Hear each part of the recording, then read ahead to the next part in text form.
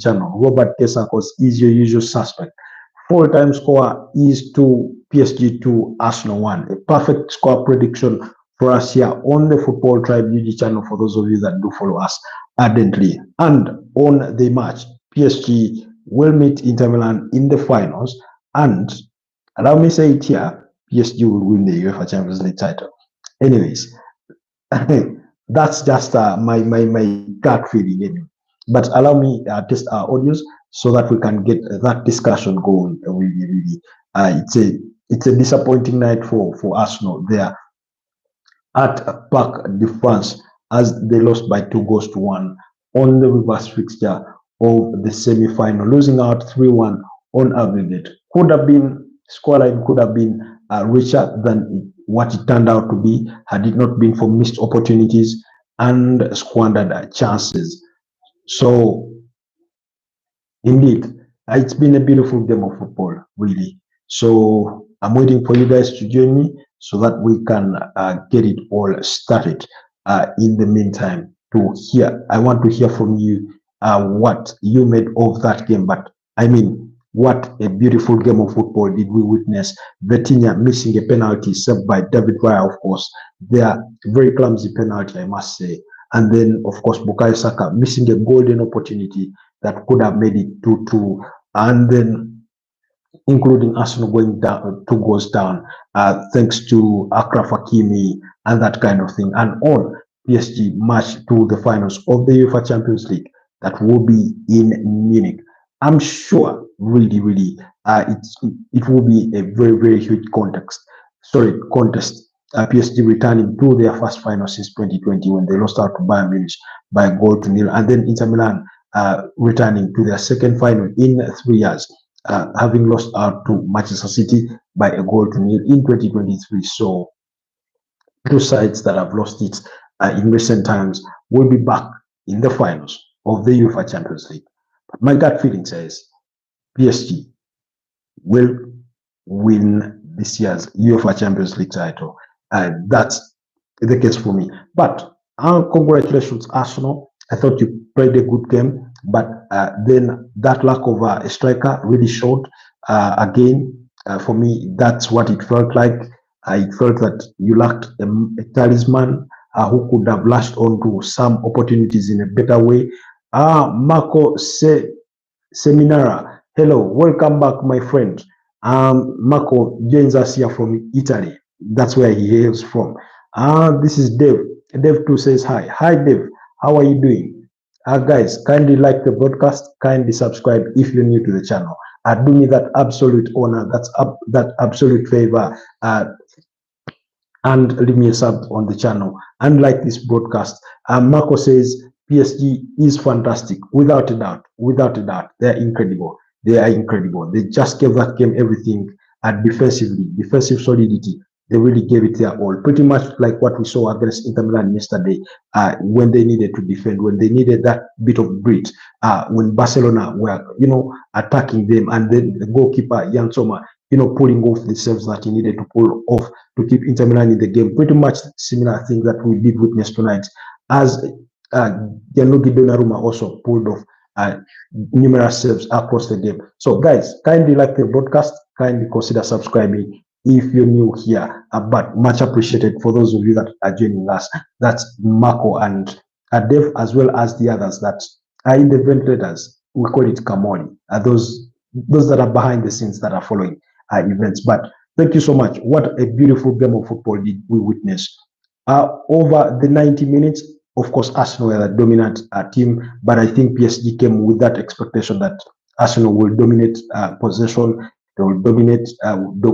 For the better part of the game, they will dictate play, but we just have to, hang in there, choose our moments, and indeed, they did choose their moments right. Just a few minutes after that penalty disappointment that Vitinha, squandered or poorly took, and Raya saved, Arsenal disappointed their own goalkeeper, Thomas Partey failing to clear that ball, and then PSG regained a possession in a very dangerous area, and then Achraf Hakimi slots that ball beyond the reach of David Raya to make it 2-0. Then in the 76th minute, Bukayo Saka scores on the other end to make it 2-1 to give Arsenal a fighting chance a lifeline, a glimmer of hope that they could get back into it. But then minutes later, he himself was at the receiving end of another ball, but ended up with ugly one of the best or worst misses of the season that you'll ever see in the world of football, pairing that ball way over the bar. Probably by the time it does hit his foot, it doesn't expect it to be landing in that spot, but it's no excuse for a player of Bukayo Saka's, stature. He could have easily made it 2-2, and maybe the game would have gone on to take a very different direction. But for me, my man of the match was none other than Gianluigi Donnarumma, because, I mean, he did everything perfectly well. He did everything perfectly well, including that save, brilliant save from Bukayo Saka before he goes on to score. I think it was in the 64th minute with a brilliant strike with his left foot, trying to find the top corner, and Gianluigi Donnarumma puts his fingertips to it to pair it wide into a corner kick. Arsenal were very lacking, I thought, in their set piece play this time around. For all the corner kicks they managed to get, that did not work out. But in one way or the other, if it had been on a different day, that performance was worth a victory for Arsenal. But their lack of sharpness on goal, and then of course the prowess of the goalkeeper in Gianluigi Donnarumma was everything that defined today's performance, pretty much in similar fashion like we had Ian Sommer yesterday in that Inter Milan Barcelona game. So, like I said, at halftime, Arsenal dominated the proceedings of the opening 45 minutes. They did dominate the affairs, especially in the first 25 minutes. Declan Rice having a headed opportunity, heading that over the bar in the 4th minute. Gabriel Martinelli having a decent attempt on goal. Donnarumma saving that one in the 7th minute. Martin Odegaard with a sumptuous strike, cleanly taken, and then Gianluigi Donnarumma was once again right there to save that one. And then Arsenal pushed on, but of course, as they pushed on, pressing high up the pitch, hoping to win ball possession back in dangerous areas, which they were doing oftentimes, and including even the midfield at dominating play. I thought Thomas Partey was good, but they also did give away chances on the other side because they did expose themselves with overcommitting so many numbers, which was really expected and one that they couldn't avoid to a larger extent, although they just needed to be a bit smarter about it. And with that led to an opportunity that fell to Ivica Kvaratskhelia in the 16th minute of the game, and he hit the upright there, but it was still goalless. And then there we did have a desired goal attempt in the 22nd minute because of a William Saliba sloppy pass that PSG lashed onto. I think it was Jakub Kiwior trying to put in the tackle to try and have at least a touch of that ball to, sway its direction, but it didn't happen for him. And Desardo went on to have that attempt on goal that was saved by David Raya. But William Saliba there being a bit sloppy, but it was only his faltering issue on the night that we did see on the night. But beautiful game of football, really, really. I will commend Arsenal. Yes, they've not been effective going forward in terms of scoring the goals, but at least what the kind of fight they did show today was one that was worth commending. And then, of course, in the 27th minute, that was 5 minutes after the desired goal opportunity, we had just excuse me, give me a second. But anyway, yes, we had Fabian Luiz. Again, Arsenal caught out of possession. It was Declan Rice who conceded possession as Arsenal tried to build out from the back. David Raya passing him that ball, and then he gets caught out of in possession by Ivica Kvaratskhelia. He fouls Ivica Kvaratskhelia, and after fouling him, he gets a book by the referee and then concedes a free kick. It is the resultant free kick that led to PSG's first goal of the game. And when that free kick is floated in, Arsenal, I thought there was again a poor judgment call by Thomas Partey. Instead of heading that ball outside for a corner kick, he headed it back. Santana says PSG is champions. Yeah, I couldn't agree more with you. I couldn't agree more with you. I think they will go on to win it in Munich. That's my expectation, really. Or that's my prediction anyway. But take nothing away from Inter Milan, as we will get to discuss that particular game in a future. But Santana says, hi Santana. I think it's my first time seeing you here, but kindly consider liking the broadcast and also subscribing to the channel. But thank you for dedicating your time to join us this late night. I can see it's 6 minutes past midnight when you're joining us. Santana from Brazil. Oh, how is Brazil, Santana? What part of Brazil do you hail from? Paquetá, the island, Rio de Janeiro, which part of Brazil? Do let us know, and let us know what team you support down in the comment section there. We do have Marco. Marco is from Italy. I do know that we do have somebody called Rob Ashley. That one is from Uganda, home soil. I do know there's somebody else. What's his name? His name is called Dave. Yes, Dave. I do not know where Dave hails from. So, beautiful game of football, like I was saying. So, when that free kick is floated in, Thomas Partey, instead of heading that ball outside, he heads it back in a dangerous area, and it falls in the path of Fabian Ruiz, who, takes a brilliant shot on target, and it hits the back of the net, brushing the stomach of William Saliba on its way in, and it was 1-0 to PSG. And for all the hard work that Arsenal had done up until that moment, that had yet to yield any results or fruits on the other end in terms of goals, really looked to be washed away in that very moment as they conceded that goal. I think that goal really did a lot to sort of, in a way, dent their hopes, but they didn't give up. But after that goal, PSG got back into the game a bit better. Arsenal's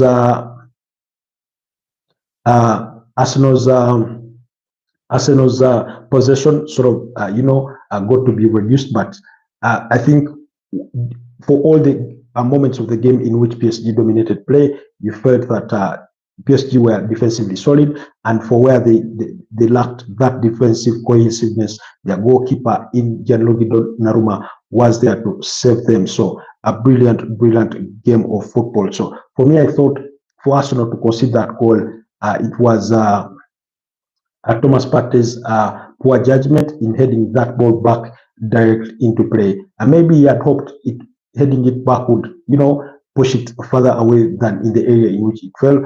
But for a player of his experience, I do think he could have done much better. Then in the second half, again, Arsenal started on the front foot, dominating affairs, possession and stuff, but then opportunities were not falling in place for either team until the 64th minute. That's when I thought we had the best chance of the second half, falling to Bukayo Saka there, going on to his left foot and trying to slot that ball or to hit that ball into the top upper corner there. But guess who was there? Gianluigi Donnarumma, putting his fingertips to it to carry it outside for a corner kick. What a night Donnarumma is had. He's not big for nothing. He's not tall for nothing. If anything, that height, that size has shown that why it is really important for a goalkeeper of his stature. And by the way, he's a goalkeeper with experience because he really started out as a very young player when he was still at AC Milan. I remember by the time he joined PSG, he was an understudy to Keylor Navas, who was the #1 goalkeeper at the time at PSG and that kind of thing. But since Keylor Navas left, he's been a mainstay, and shortly before his departure, that's in Keylor Navas. Santana says, yes, KK, okay, that's nice. And then, of course, we did have Arsenal consider penalty. It's a moment that we had all not seen. It needed the video assistant referees to review the incident and call action back. Referee had to put the game to a stop and then go to the monitor, and he was shot.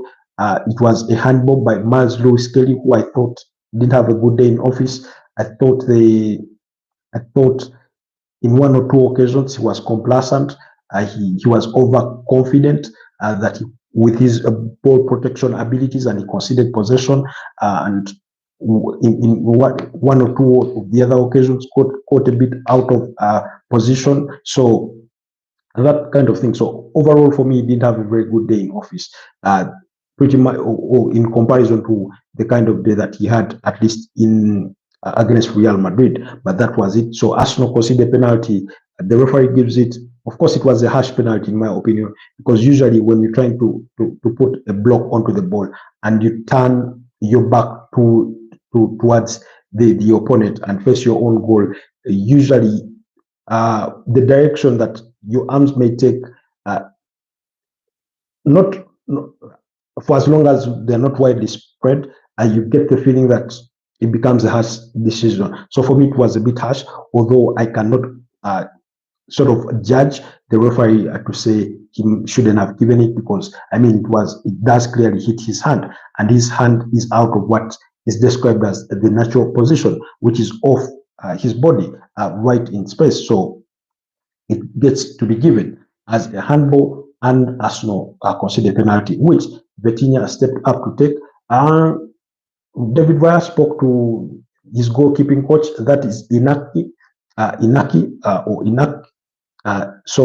And then whatever instructions he gave him must have really worked, because he served Vitinha's a penalty, and to the mini celebrations of the Arsenal players there, and perhaps the fans that were in the stands.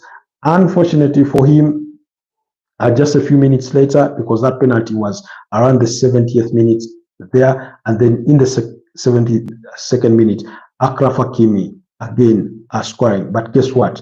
I felt Thomas Partey, for all the good night he had, was the culprit in question, because maybe you could have done better in trying to intercept that ball, or trying to, parry it away or smash it away.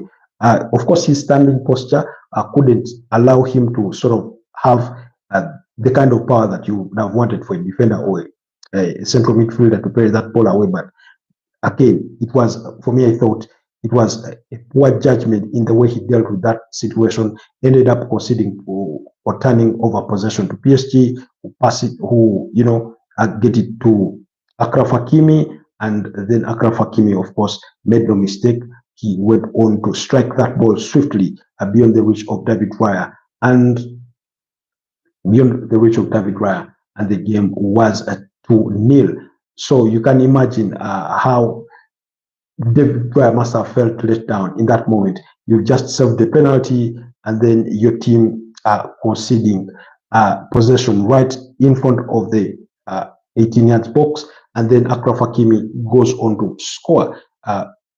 A huge letdown there for me, a huge letdown, I must say, for Arsenal in that moment. I thought they did defend well. They didn't put their bodies on the line. In fact, it was Ousmane Dembele who regained possession and then made the assist for Achraf Hakimi. And then 4 minutes later, Arsenal thought they got back into it with that goal by Bukayo Saka, which made it 2-1 on the night in the 76th minute. And then I think in the 80th minute, that's when he had a Ricardo Carafiori cross fall to his feet, and he parried that ball over the bar at close range. The keeper was already beaten. All he needed was to tap it into the back of an empty net, but he was unable to do that action. And guess what? It did. It was heartbreaking for Arsenal fans from wherever they may have been across the world. I think if there's anything that I can see, George Salt says, yo, who is your favorite Formula One driver? I'll say what's his name? Look, anyway, his name is even eluding me. What's his name? The British former Mercedes-Benz driver. Kindly remind me the name, as on the topic of football. So sorry, Lewis Hamilton. Yes, Lewis Hamilton, to answer your question. But thank you, George Salt, for tuning into the broadcast. Kindly consider liking the broadcast. But thank you for your feedback, for your question there. So, and then of course, the other chances that fell to Arsenal, they couldn't capitalize on them. There were sort of a few chances. So yes, George Salt, who is your favorite? Do let me know also, equally down in the comment section. as we conclude this review of Arsenal losing to PSG by 2-1 at full time at Parc de France and 3-1 on aggregate score as PSG advanced to the finals of the UEFA Champions League, in which they will meet with Inter Milan, who knocked out Barcelona 7-6 on aggregate following yesterday's 4-3 victory at the Giuseppe Meazza Stadium. So, for me, that's the summary of the game. I thought Arsenal being the first team to concede in today's game is what really got them done. I thought that was disappointing. And we spoke about it again in the review, or in the preview, sorry, in the morning. For those of you that were with us during the morning broadcast, we did say that if Arsenal needed the chance to get themselves back into the tie, they need, and even advance to the finals, they needed to be the ones to score first. Unfortunately, it wasn't the case. Even when they did not score first, they did not score the second goal of the game. The second goal of the game still fell to PSG, which even made their remontada or comeback much harder. For those of you that do remember, when we were doing the preview for this particular game, the video that we did upload on Monday evening, the headline was Arsenal's possible remontada that could turn out to be impossible. And my prediction in there was that Arsenal would lose by 2-1. So I'm happy that it's a perfect score, but really disappointed because I'm equally an Arsenal fan. So I do carry a burden of disappointment that my team weren't able to make it through to the final. And I can see some of my friends are already in my inbox gloating about that particular result that just transpired. So,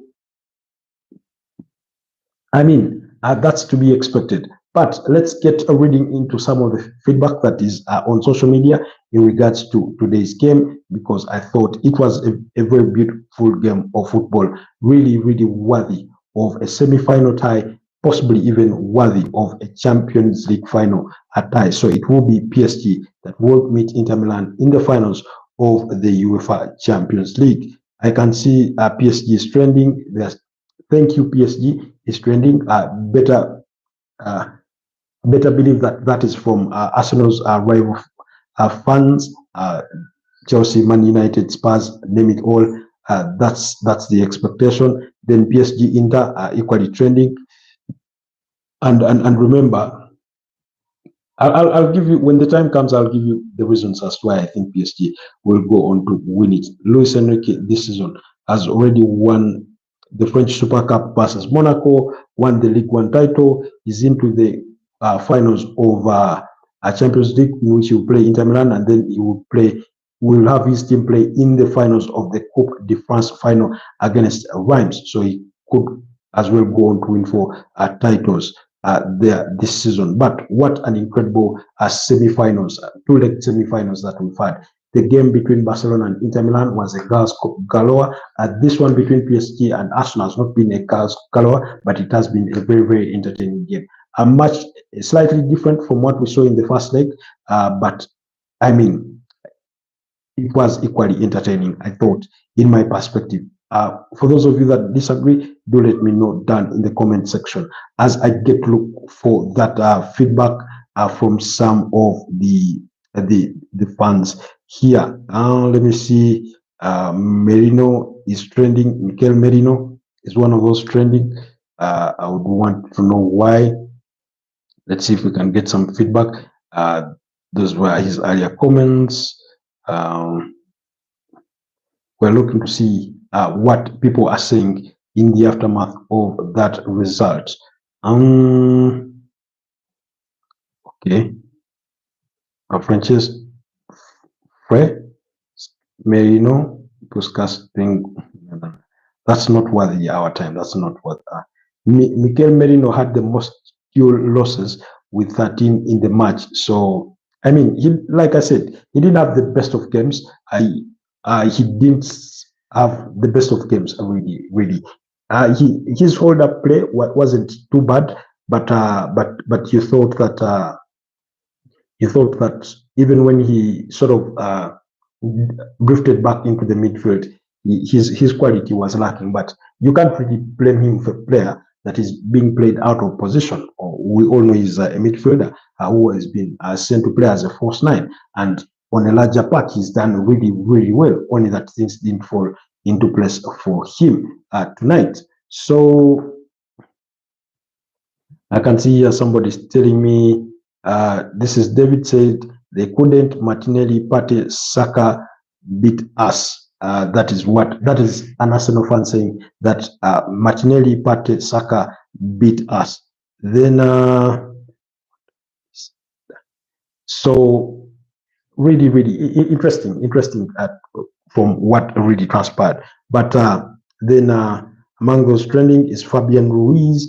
Let's see what people are saying about Fabian Ruiz. But I mean, he had the goal of the night. What a brilliant strike did he, did he score to give PSG the lead in that moment. But like I said, for me, Thomas Partey was the culprit in that particular incident or moment. But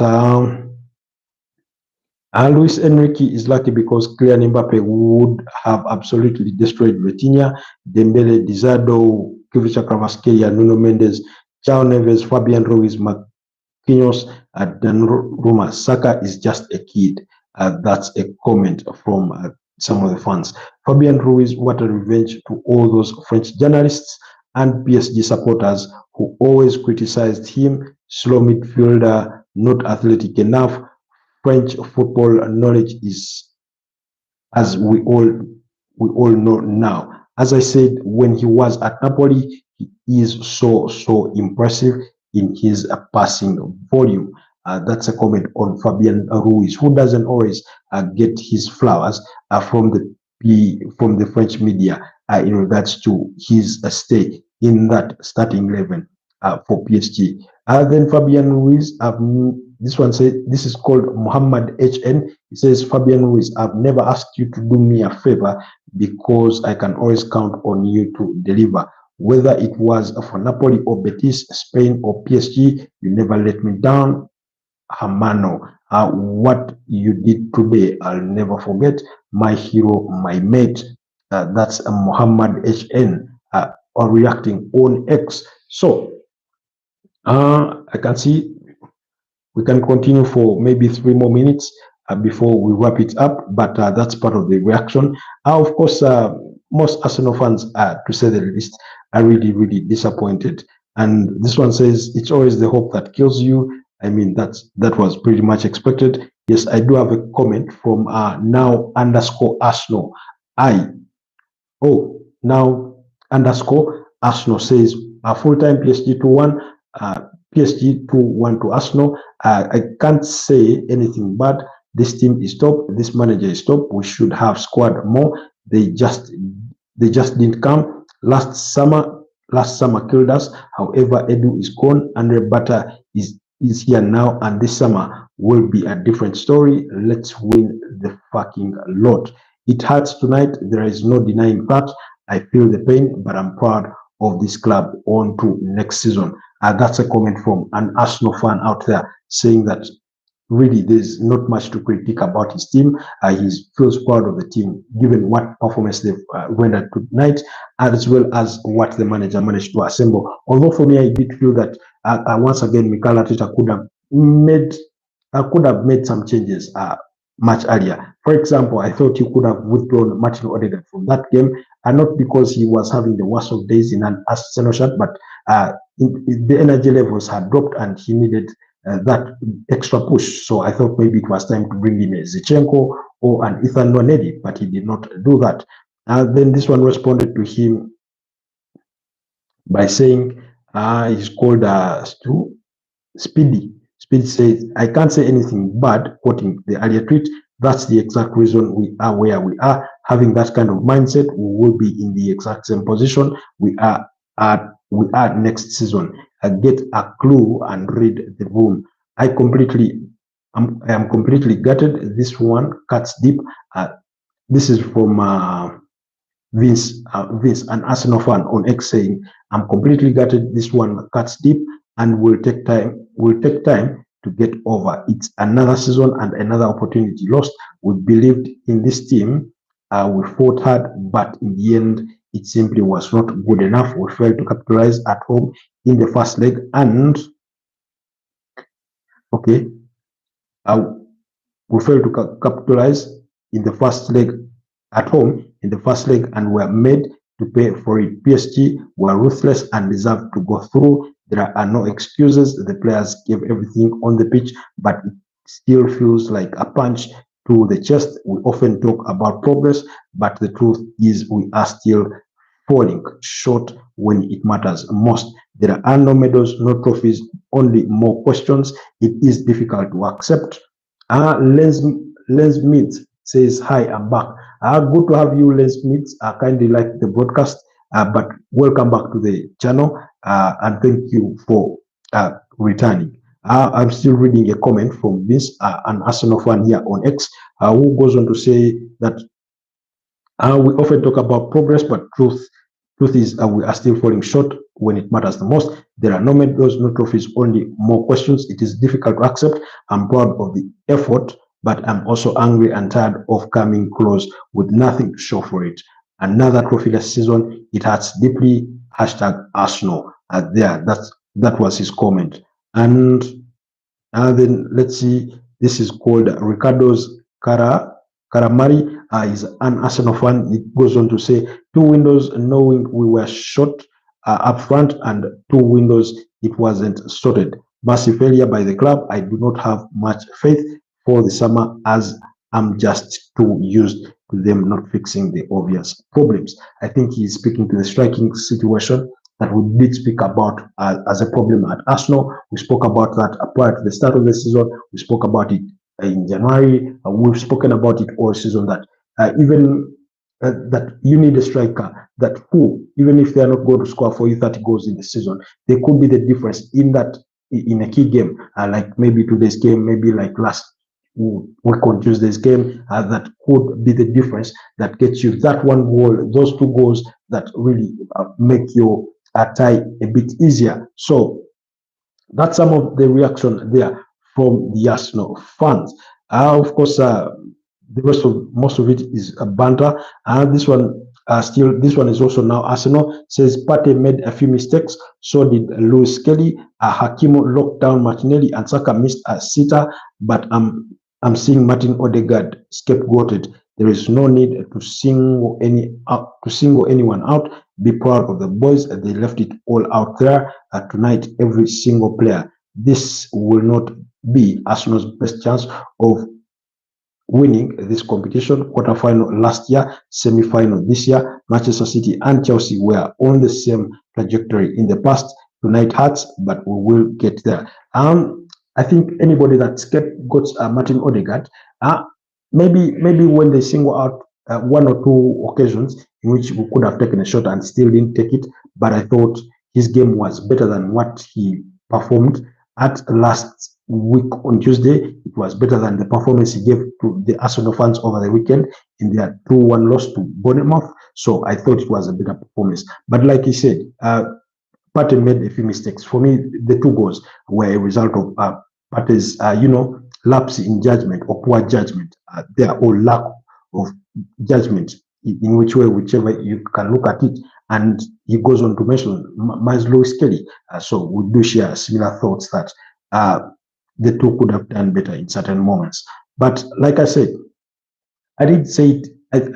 I don't remember if I said it here or in a different forum, that for me next season will be Arteta's make or break season. Whether they get him a striker or not, which I believe highly that they will get him a striker. That's what Andrea Bata, their new sporting director, is really working on. Of course, we've all heard about the links of Victor Gyökeres, although in the last 2 days, Dusan Vlahovic has been brought back into the fold as far as the Arsenal conversation is concerned in respect for needing a striker. He's also linked with the potential move to Aston Villa. Habibi Nasser says Martinelli is dull. That's how he views it. That's his opinion. Hi Nasser, welcome to the YouTube Footballtribeug channel. To me, to my own eyes, I think you're new here, but kindly like the broadcast and please consider subscribing to the channel. But it's nice to have you here. What team do you support? Do let me know what team you support, Nasser. I'm interested in your own. But like I said, next season will be a make or break a season for Mikel Arteta. It will be his, I think, because in December he makes 6 years at the club. It will be his sixth season, in full season, because he had the first campaign where he finished 8th. He had the third campaign where he finished 5th. He had that was the second full campaign, and then 2 campaigns where he finished 2nd, and this is the 5th. So next season will be his 6th season at Arsenal. Now, regardless of whatever he put on paper in regards of building this Arsenal project, if it doesn't bear any fruit next season, and I'm not talking about the Carabao Cup, I'm not talking about the FA Cup, but I'm talking about either the Premier League or the UEFA Champions League, if it doesn't come good on any of those, then for me, he will be as good as done as far as being Arsenal manager is done. Not that he will have been a bad manager, not that it will in any measure or put a label on him as a bad manager, but I think it will put him in a bracket of being the manager, being that, because remember, this is his first job as a manager of a club, and the club the size of Arsenal.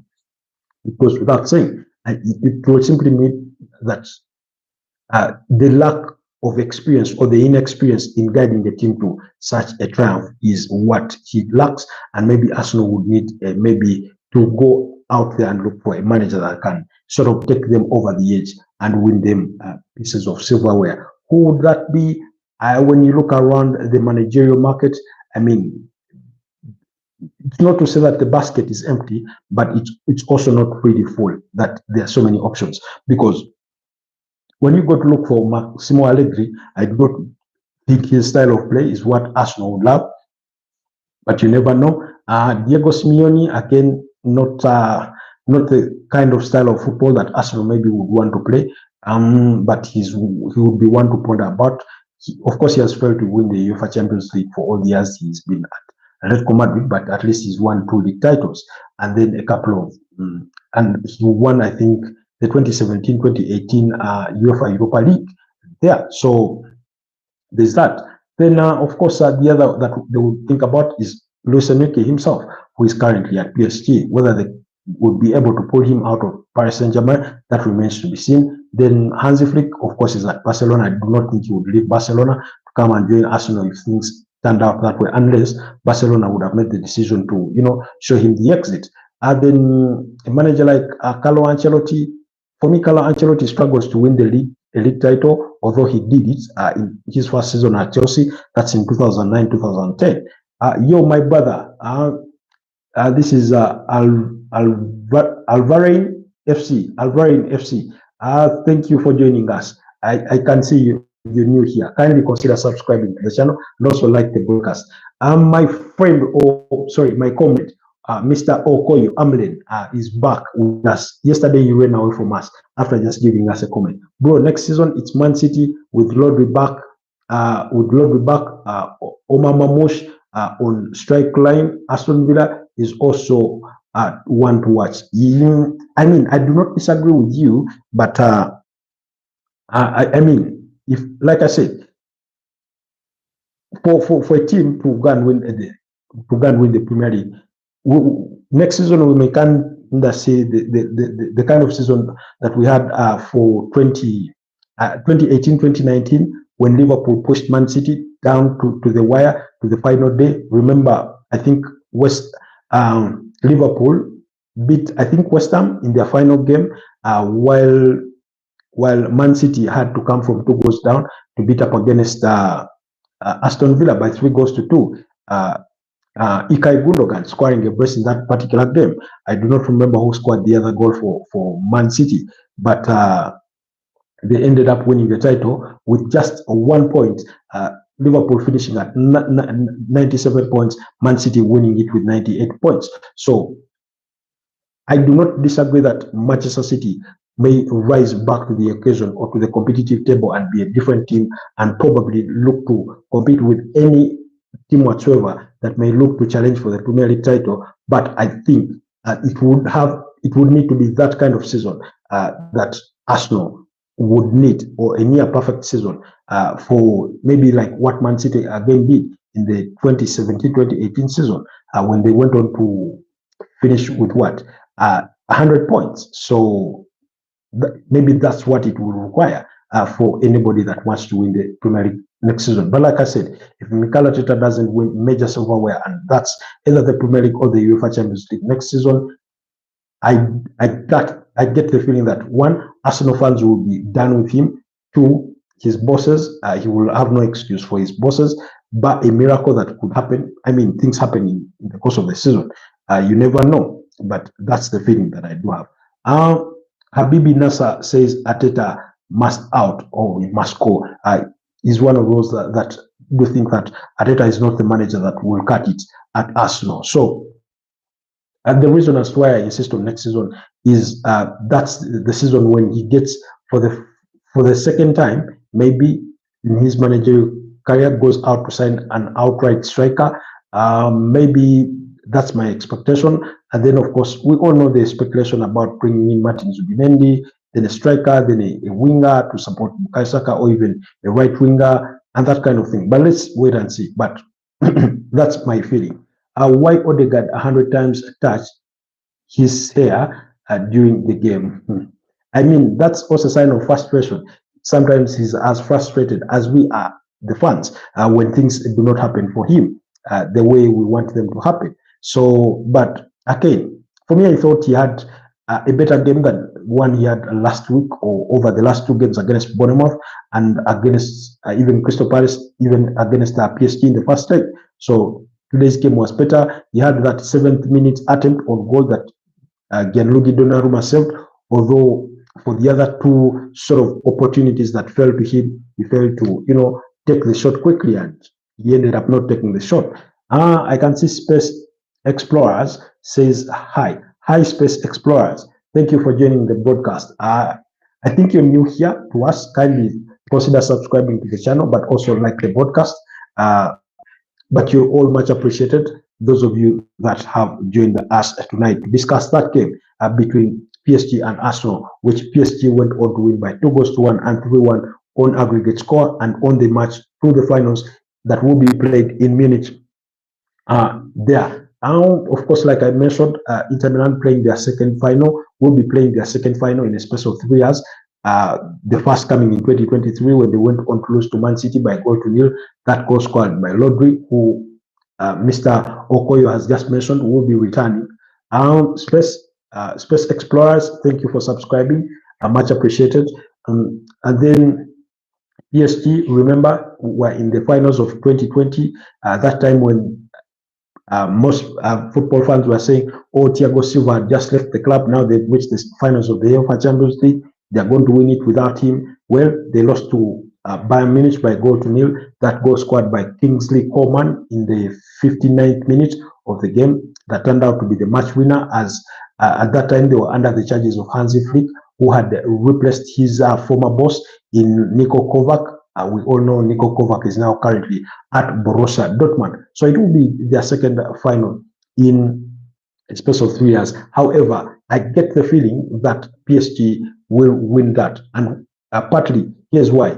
For most of the finals that have been played at Munich, it has been a first-time winner that takes that, UEFA Champions League trophy. I can take you remember Chelsea back in 2012, they had lost out in 2008 to Manchester United on penalties. They lost out on that UEFA Champions League title. But in 2012, that final in Munich, they beat Bayern Munich, who were at home, on penalties to go ahead and win it. And then in 1979, I think it was Nottingham Forest that went on to win it. They were winning it for the first time. Then in 1993, it was Olympique Marseille who were winning it. They were winning it there they were winning it the first time. And then I think in 1997, it was Borussia Dortmund that went on to win it. So, and they were winning it for the first time. Of course, that among other superstitions may come into play, but given what PSG have sort of developed or grown, because for me, I've seen them go from one stage to another as the competition grew, and that's why I think they will have the edge over Inter Milan. But the final is the final. We all know knockout games and finals are games of moments. You take the moments, you win the game. That's what we saw in 2021 as Chelsea beat up against, Man City by a goal to nil, that goal scored by Kai Havertz, and they went on to lift the UEFA Champions League, their second in the history. And then Thiago Silva got himself the much cherished UEFA Champions League title that many thought he would have missed on in 2020 with PSG, but they lost. So here, Habibi Nasser, there's a message you retracted. Okay. Space Explorer says, when will you be live again? I'll be live again tomorrow morning between 10:30 and 11:15, around that time. That's the time within which I'll be live. Just turn on your notifications on the channel so that once I publish a video, once I go live, you get notified. But tomorrow, between 10 and 11 a.m., I'll be going live still to digest more of the semi-finals overall from the PSG game, then reflect further a little bit on that Inter Milan game that we did watch yesterday, although we talked about it today morning and that kind of thing. That's to answer Space Explorers. Habibi Nasser says, Odegaard doesn't deserve to be the Arsenal captain. He has to give the armband to Rice or Gabriel Magalhaes. Well, I think I do not want to disagree with you, but let's look at it this way: that big teams that go on to win trophies oftentimes have multiple leaders in the dressing room beyond the person that wears the armband. Look at that Chelsea team that was quite dominant. They had John Terry as the captain, but you had a leader like Frank Lampard in that dressing room. You had the leader like Didier Drogba because he was captain for his national team. He was in that dressing room. You had a player like Ashley Cole, senior player. You had a goalkeeper like Petr Cech, who I think was the captain of their national team. That's Czech Republic. So, you can have a composition of leaders within the dressing room. And even this, I think last weekend, when Mikel Arteta was speaking in an interview with Sky Sports, he did, when he was reflecting on all the Arsenal players that were absent through injury, he spoke about Gabriel Magalhaes, and he says they do miss their leadership, his leadership in the dressing room and on the pitch. So I do not disagree with you. Then on Declan Rice, he is the hallmark of being a captain. He's been a captain before at West Ham, where they won the UEFA Conference League under David Moyes. Before that was last season, but one before he joined Arsenal. So he's very capable. He knows his way around the media. He's very vocal on the pitch. Then Martin Odegaard, from what I've heard from most Arsenal players, is that he's not overly vocal as maybe a Declan Rice, but he leads by example on and off the pitch, and even in the dressing room, the way he speaks, the way he listens to players, and all that kind of thing. So I do not think it would serve Mikel Arteta really well if he stripped Martin Odegaard of the armband and he handed it to a Declan Rice or Gabriel Magalhaes. Why? You do not want to cause any sort of disruption in that dressing room. You remember Eddie Howe did it at Newcastle. He stripped Kieran Trippier of the armband and he gave it to Bruno Guimaraes, and their relationship got soiled. Although eventually, when he failed to get a transfer away from Newcastle, he was slowly brought back into the fold of the team. But there was a time he was training away from the rest of the squad, and that kind of thing, according to rumors that were seeping through to our end. So I do not think that a manager like Mikel Arteta would want to cause that disruption in his squad just because he wants somebody else to wear the armband. Like I said, you can have a group of leaders in the dressing room. You'll have Gabriel Magalhaes, you'll have David Raya in his rights, you'll have Declan Rice, and who knows, depending on the caliber of striker you sign, he could be a leader in their own rights.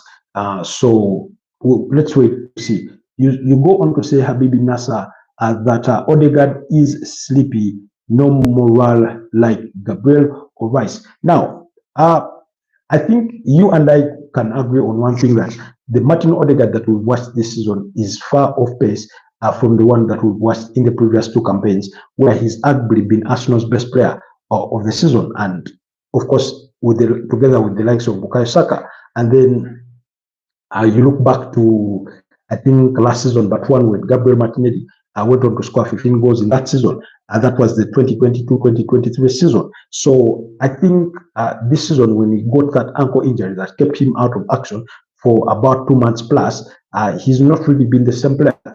that we've come to experience. But also, his best partner in crime, who is Bukayo Saka, was also sidelined for 3 months. Let's not forget that.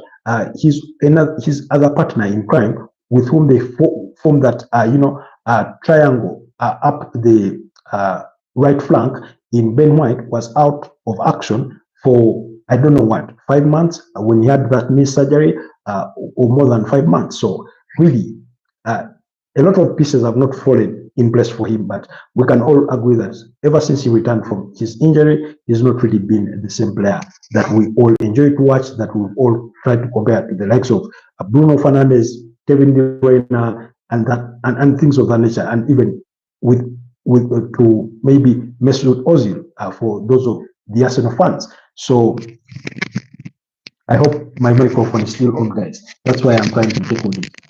Anyways, so Al Nassr, do let me know if you agree or disagree with my submission on that particular topic.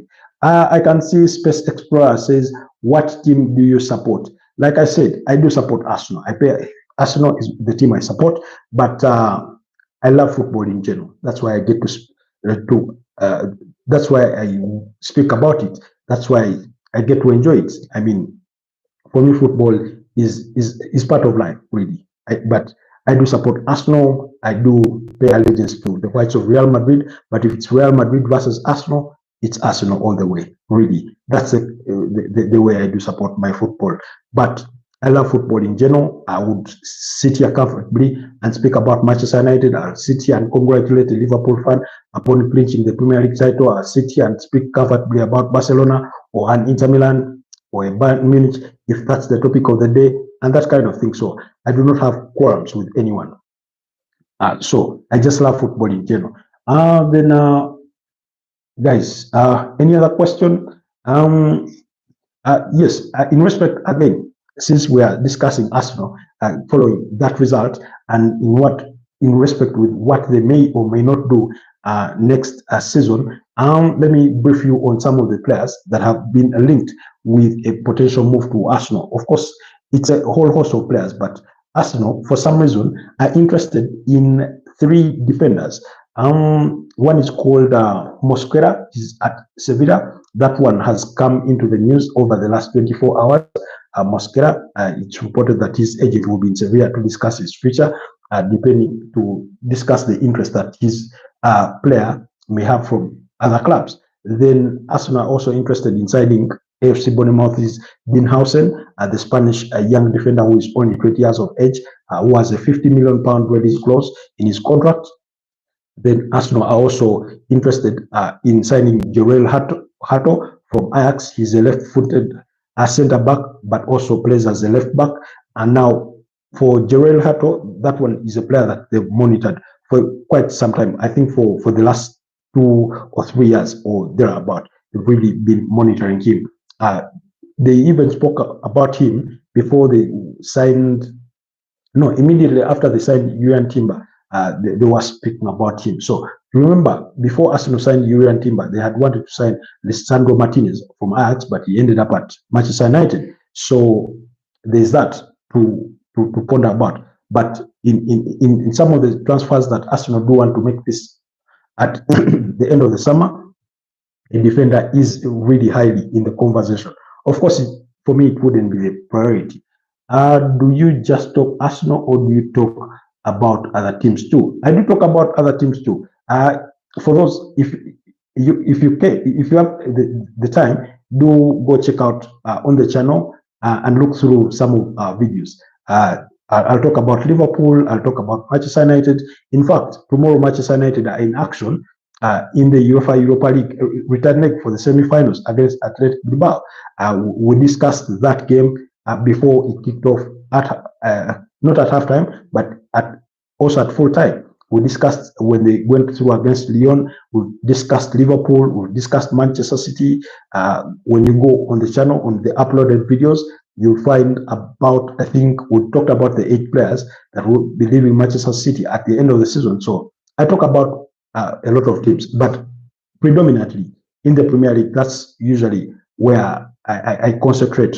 I put my concentration, and then usually Spanish La Liga, Italian Serie A, and maybe French League One once in a while, and the German Bundesliga, those comers, mentions. That's to answer you, space explorers. So kindly consider subscribing to the channel in case you've not yet subscribed. You go on to say, no, this is Habibi Nasser. I have been a supporter for Arsenal for 20 years, but this time enough is enough. Are you saying enough is enough? You are going to switch allegiances and support a different team? Is that what you're trying to say? Or you're saying enough with the manager, let's look on to a different manager that will guide us to, major silverware going forward? I think that's the frustration of most Arsenal fans. If you weren't supporting Arsenal by 2001, probably then you've not seen them win the Premier League title, because the last time they won the Premier League title was in 2004 with that unbeaten run season. And then ever since then, they've not won the league. Of course, they've never won the UEFA Champions League. So the only titles you've seen them win are the FA Cup back in 2014, 2015, and then I think in 2017, and then of course in 2020, during the COVID season. So, that's as much as you've seen them win. So really, I would understand. I understand the agony you've had to go through when Arsenal lost the final against Barcelona in 2006. Then I understand the pain that you felt when Arsenal lost that UEFA Europa League final in Baku, Azerbaijan. That was 2018-2019 season, losing to Chelsea by 4-1.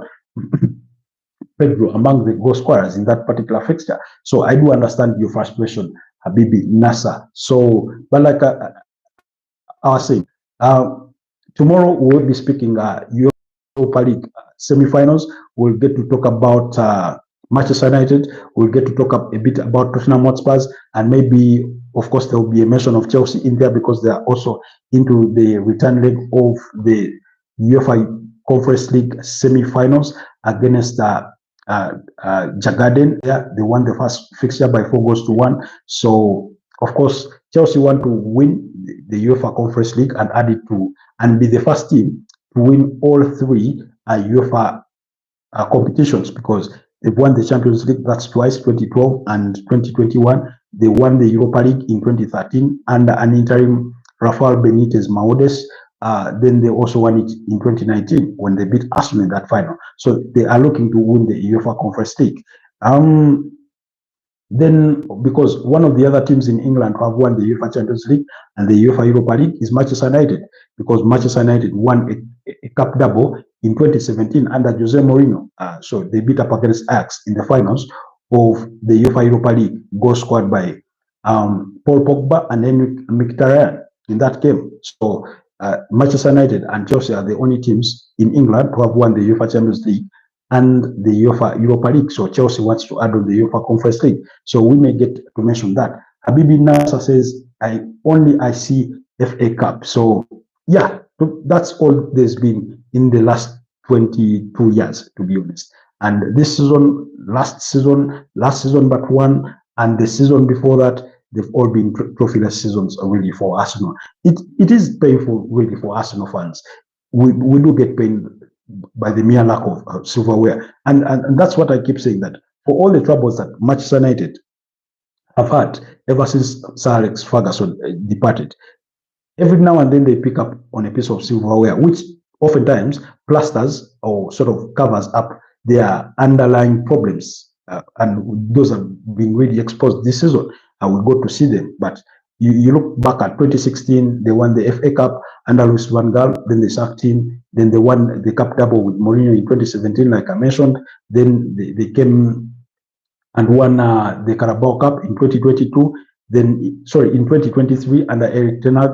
Then they won the FA Cup in 2024, and they are on the verge of winning the UEFA Europa League, because I do feel that they are going to advance to the finals. Athletic Bilbao do come into tomorrow's game without their star players in Inaki Williams and the brother Nico Williams through injury, as well as Oyhad Sunset, who is their best midfielder so far this season with a tally of 17 goals and 3 assists across all competitions, which is a goal contribution of 20 in 32 games that he's featured. That's Ohai Sunset, who is, by the way, of interest to Arsenal. Arsenal are trying to explore the possibility of signing Ohai Sunset from Athletic Bilbao. So that is part of the conversation, but we'll speak those matters tomorrow. So still speaking Arsenal possible transfers. Of course, in the forward lines, they've spoken about Victor Gyökeres, who we all know at Sporting Lisbon, very good Swedish striker. They've spoken about Benjamin Sesko, who, for me personally, I feel he's still underdeveloped, yet Arsenal need a striker that is already in their prime, not one that wants to develop over the next 2 seasons or that kind of thing. So that's why, for me, I would favor an Alexander Isak, although that one is too expensive for his suitors. It is reported that it will take anywhere between 120 to 150 million pounds to take him out of Newcastle. But if Newcastle fail to to qualify for the UEFA Champions League, of course, we all know they've already qualified for the UEFA Europa League by the virtue of the fact that they won the Carabao Cup when they beat Liverpool by 2-1 in that final. Isak being one of the goal scorers in that game. So Alexander Isak is Arsenal's top target for a striker, but I think the club does acknowledge the fact that the deal may prove to be too expensive for them to pull off, and that's why there have been reports that Andre Bata fancies more Victor Gyökeres. So the list has Victor Gyökeres, Alexander Isak, it has Benjamin Sesko. Al-Nassr, you say Sesko is so good. I'm not saying he's bad. He's indeed a good striker, but I get the feeling that because he's young, he's not yet in his prime, and then when that also sometimes shows with immaturity or when you're still a young player in that sense. I get the feeling that when he comes over to England, he may also need a bit of time to sort of acclimatize. And I mean, Arsenal does not need very many players in that component of a team that you really want to win for you a major title to be saying they're still taking time to adapt and that kind of thing. So that's why I think they need a striker in their prime. And I think that's why Mikel Arteta, top of his list is Alexander Isak. Unfortunately for him, the deal may prove to be a little too expensive to pull off as things stand. But we'll wait to see what happens in the summer. Then you also say when Arsenal, when are Arsenal gonna win the EPL or UEFA Champions League? I really miss that day. I think every Arsenal fan out there is really waiting for it. Let it be Robbie Ryle of AFTV. Let it be Piers Morgan, who we all know, very ardent Arsenal fan. Let it be Charles Watts, for those of you that know him. Let it be James Bench. Those are journalists with James Bench works with CBS Sport. I mean, every Arsenal fan across the world is waiting for the day that his team gets to lift the Premier League title, that the day his team gets to lift the UEFA Champions League title. And they really thought that maybe this season was the season that they do advance to the finals of the UEFA Champions League. Unfortunately, they met PSG along the way and they've been knocked out. So, but again, Al-Nassr says so expensive. Isak, yeah, it's really, really expensive because that's what Newcastle are expected to demand. First of all, he has a contract that does run until June 2028. That means he still has 3 years left to his contract.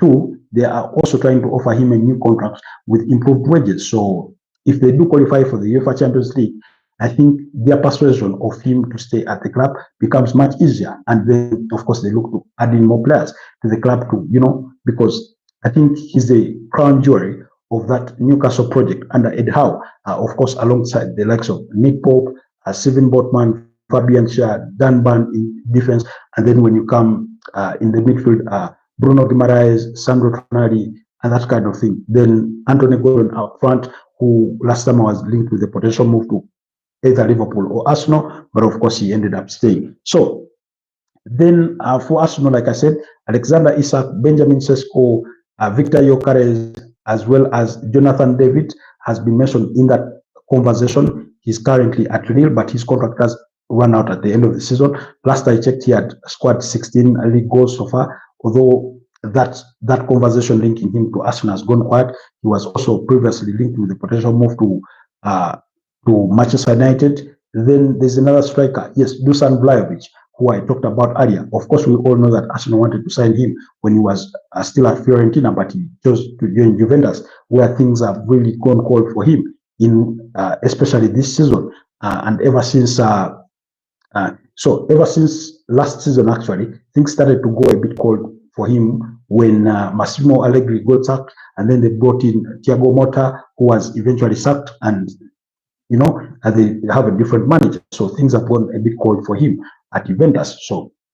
But he's also been linked with a potential move to Aston Villa as among the clubs that are exploring signing him, because they're saying his valuation has dropped to about £42 million, which is quite affordable. Then the other striker who may come back in Arsenal's conversation for a squad player could be Oli Watkins.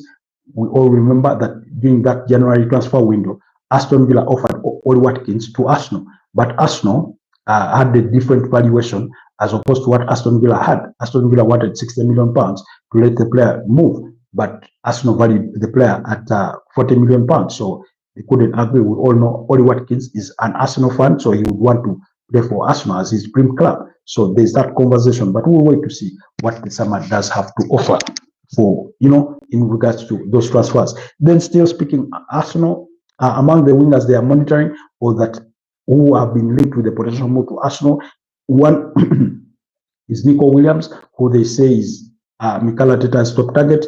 Antoine Semenyo has been of AFC Bournemouth. We all know Nico Williams is at Athletic Bilbao. Antoine Semenyo is at AFC Bournemouth. He's been mentioned in that conversation. Then Ryan Cherki, for Ryan Cherki, for me, that's my own wish, based on what I've seen of him, for what he does at Olympic Lyon. I think he's a very good player. Last I checked, he had scored, I think, seven or six league goals and provided 8 assists. Then the other player that I've also, this one has been linked with the potential move to Manchester United. He's called Alex Baina. He's at Villarreal. He's at Villarreal. Very good left-footed attacking midfielder / winger. Then those are for the options of the wingers that have been, linked with a potential move to Arsenal, but also part of my wishful sort of list. Then the other player that I think Arsenal should consider signing, and actually have been linked with a potential move for, is Florin Wirtz. I hope that's how the name is pronounced. The Bayer Leverkusen player. Last I checked, he had 10 assists and 10 goals in 29 league games in the German Bundesliga. But Bayern Munich are strongly linked with the move for Florin Wirtz.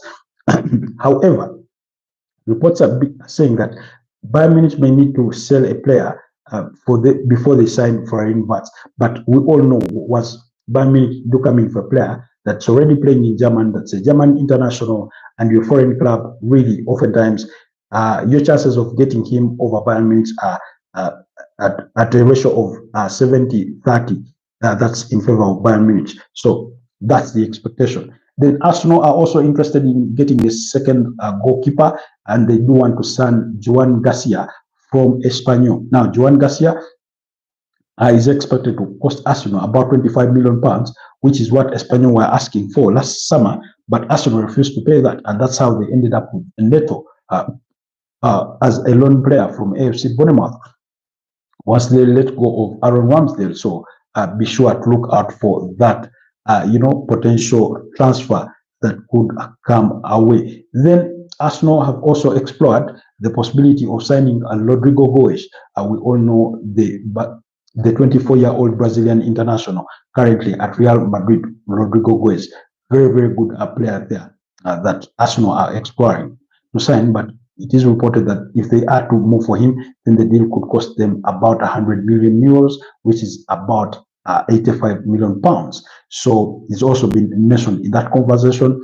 Adagula has also been mentioned in the same strength. However, Real Madrid are waiting to appoint a new manager before deciding on what players to let go and what players to keep, depending on which new manager walks in. But we all know that they are looking to bring in Xabi Alonso from Bayer Leverkusen. So that's as far as the gist is concerned for Arsenal in terms of transfer speculation. There's a lot of other news out there. Chelsea, again, they are linked with same striker, Benjamin Sesko. they've explored Ekitike. They've talked about Liam Delap, who is also of interest to Manchester United. We all know the Ipswich a striker there was scored 12 Premier League goals and provided, I think, 2 or 3 assists thereabout for Ipswich Town. He does have a £30 million release clause, so Chelsea are exploring the possibility of signing him. Chelsea also want a centre back, and they are looking to sign Dinhausen, so they are in competition there with Arsenal, with Liverpool for Dinhausen. Then the other centre backs they are exploring, one of them is a Newcastle target since last summer in Crystal Palace captain Mark Gehi, and then as well as Gerard, I'm forgetting his name, the Everton defender is called, let me see if I have the name here. Yes, Gerard Braithwaite. Gerard Braithwaite is the other defender. We all know Manchester United tried to purchase him last season. Spencer Explorer says bye-bye. Thank you for being with us for the time that you've been with us as Space Explorers. Thank you so much for the time you've dedicated to be with us. Much appreciated, brother. Do not hesitate to join us in our subsequent, live broadcasts. Be sure to check us out. And if you've not already done so, kindly consider subscribing to the channel. But really, really appreciate it. And I wish you a blessed night. So, as far as Chelsea are concerned, those are some of their targets. In FTK, Liam Delap for the strikers. I'll be here tomorrow. Okay, much appreciated. That will be having you tomorrow. And then, of course, they want to improve on their defense. They want to improve on their striking line to add. But we all know that they are willing to let go of Christopher Nkunku because they believe it won't work with him, with Enzo Maresca. He doesn't fit his system. They're not looking to let go of Enzo Fernandez, despite interest from Real Madrid, who are looking to replace Luka Modric and find a potential replacement for Toni Kroos. They thought Dani Ceballos would fill that void, but Dani Ceballos has not really imposed himself on that role. And then, of course, Real Madrid are interested in signing Manchester United's Bruno Fernandes because they want a replacement for Luka Modric, who will be leaving the club potentially at the end of the season, 39 years of age. So there's that conversation.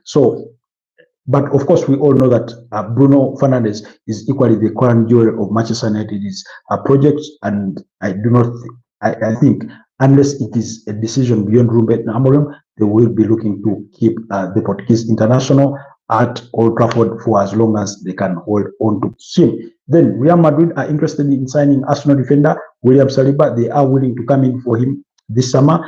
But I do not see a way where Arsenal let go of William Saliba, who, by the way, has 2 years left to his contract. The club are already exploring possibilities of having his contract renewed because he's happy in England.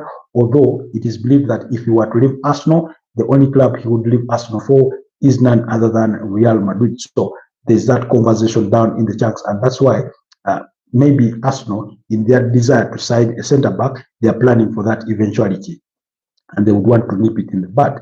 Then, of course, Jakub Kivio is linked with the potential move to clubs like Inter Milan, Napoli, as well as Juventus, among the top Italian clubs that are interested in signing the Polish defender.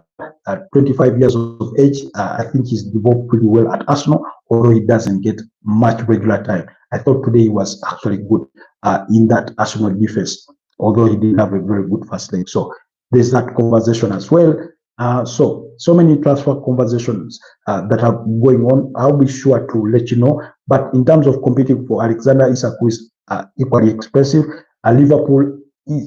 Alexander Isak is Liverpool's primary target because they will be letting go of Darwin Núñez this summer. He will be leaving Liverpool unless something changes. So that conversation is equally there. He will be leaving Liverpool, as well as Luis Diaz, among the players that could leave Liverpool at the end of the season. Of course, we all know about Alexander Trent-Arnold. He announced that he will be leaving the club at the end of the season. I think we spoke about him, I think yesterday but one. I was talking about how Liverpool fans are proved to be toxic.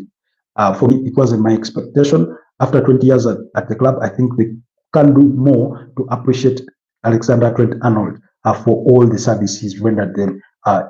But, I mean, they feel the way they feel. We spoke about the hypocrisy of Jamie Carragher in response to the comments that he made, saying that Liverpool fans are entitled to feel the way they do feel over Alexander Trent-Arnold's departure, and yet he is the same Jamie Carragher that has always been criticizing other fans, players, and managers on over-celebrating when they win certain games. So, I mean, for me, that's double standards. But I did see, unfortunately, a Liverpool fan or somebody that says he's a Liverpool fan torching or setting ablaze a jersey of Alexander Trent-Arnold, and for me, I really felt disappointed.